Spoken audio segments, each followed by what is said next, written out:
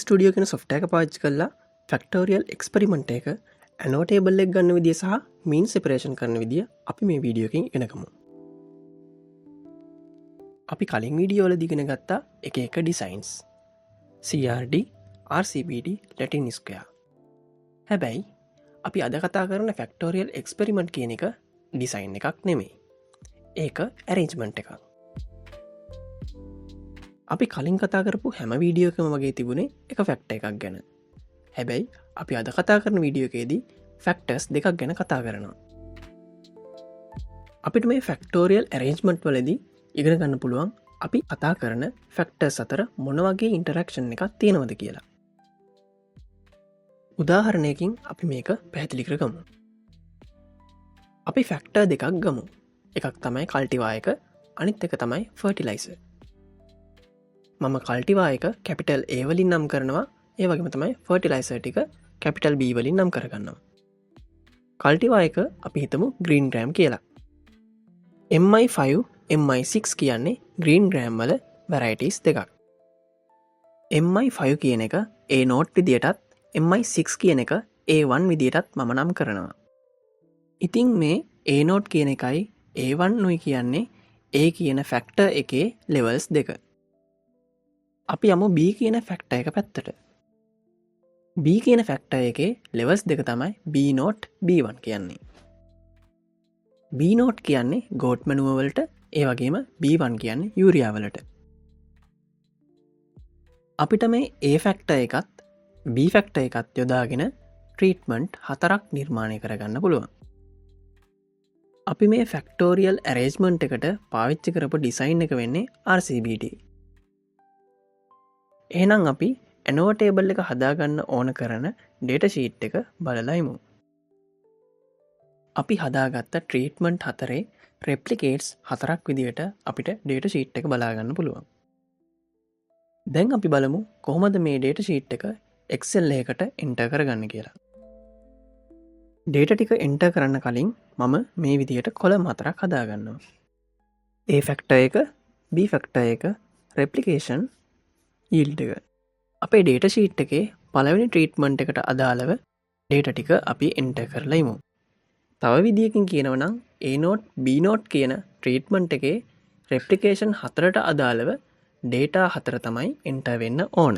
A0 කියන ඒවා 4කුත් B0 කියන ඒවා 4කුත් අදාළ කොලම් වලට එන්ටර් වෙලා තියෙන්න ඕනේ. R කියන කොලම් එක යටතේ 1 2 3 4 විදියට රෙප්ලිකේට් 4 ෆිල් කරගන්න ඕන.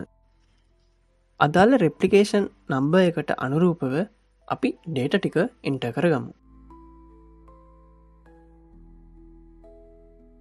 ඊළඟ ට්‍රීට්මන්ට් එකේ ඒ කියන්නේ A0 B1 කියන ට්‍රීට්මන්ට් එකේ රෙප්ලිකේට් 4ට අදාළ ඩේටා ටික මම එන්ටර් කරගන්නවා.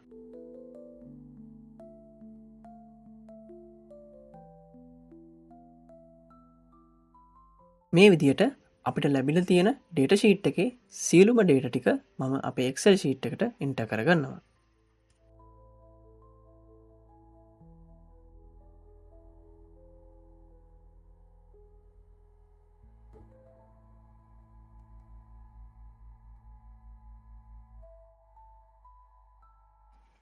ඊළඟට අපි RStudio software එක ඕපන් කරලා ඒකට අපේ Excel ෆයිල් එක ඉම්පෝර්ට් කරගමු. ඩේටා ප්‍රිව් එකෙන් අපි ABR කියන කොලම් 3 කැරක්ටර් විදියට ටයිප් එක මාරු කරගමු. ඊළඟට අපි සුපුරුදු විදියට hashtag පේලියක් ටයිප් කරලා hashtag එකක් දාලා factorial experiment කියලා ටයිප් කරගමු.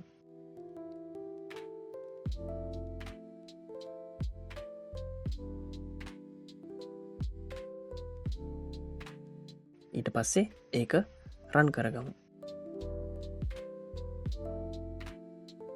ඊට පහලින් ඇනෝටේබල් එක ජෙනරේට් කරගන්න ඕන කරන කෝඩ් එක මම ටයිප් කරලා තියෙනවා. අපි ෆැක්ටර් දෙක ගත්තේ A සහ B විදියට. එතකොට අපි Excel ෂීට් එකට ඩේටා එන්ටර් කරෙත් කැපිටල් A සහ B විදියට. ඒක නිසා මේ කෝඩ් එකේ A star B ධන R විදියට තමයි කෝඩ් එක එන්නේ. ඊට අමතරව අපි Excel ෆයිල් එක සේව් කරේ ෆැක්ටෝරියල් කියලා. ඒක නිසා ඩේටා සමානයි ෆැක්ටෝරියල් කියන එක ඒ විදිහටම තියෙන්න ඕන. අපි දැන්ගේ කෝඩ්ඩි කරන්න කරලා ඇනෝ ටේබල් එක ජනරේට් කරගමු.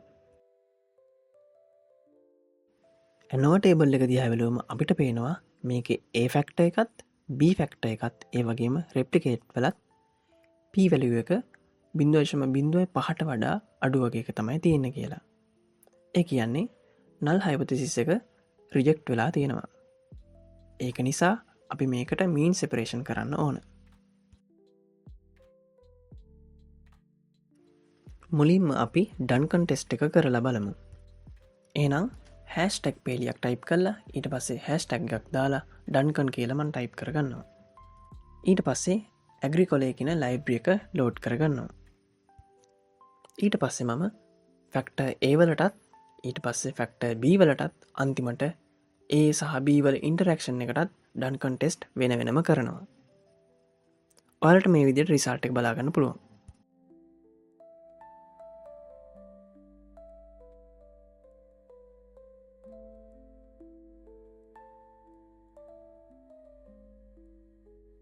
ඊළඟට මම කරන්නේ LSD ටෙස්ට් එක. මේකටත් මම මුලින්ම ඇග්‍රිකොලේ කියන ලයිබ්‍රිය ලෝඩ් කරගන්නවා.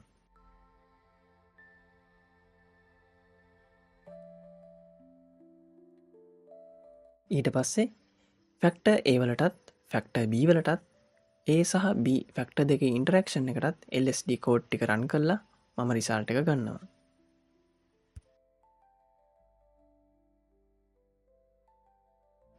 අන්තිමට මම කරන්න යන්නේ ටූකි ටෙස්ට් එක. මේ ටූකි ටෙස්ට් එක කරද්දී ඔයාලට සමහර ෆන්ක්ෂන් වැඩ නොකරන්න ඉඩ තියෙනවා. ඒකට හේතු වෙන්නේ ඔයාලා සමහර පැකේජස් ඉන්ස්ටෝල් කරන්න නැතිවීම. පැකේජස් ඉන්ස්ටෝල් කරගන්න විදිය මම කලින් වීඩියෝ එක කියලා දීලා තියෙනවා. ඒක නිසා මම ඒක ගැන ආයෙ කියන්න යන්නේ.